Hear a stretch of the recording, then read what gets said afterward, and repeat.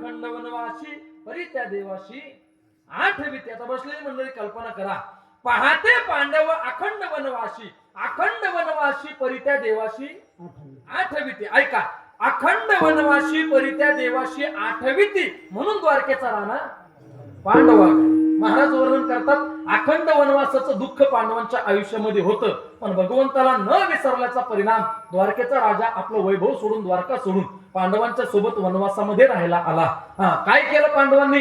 एकच केलं, हरिमुखे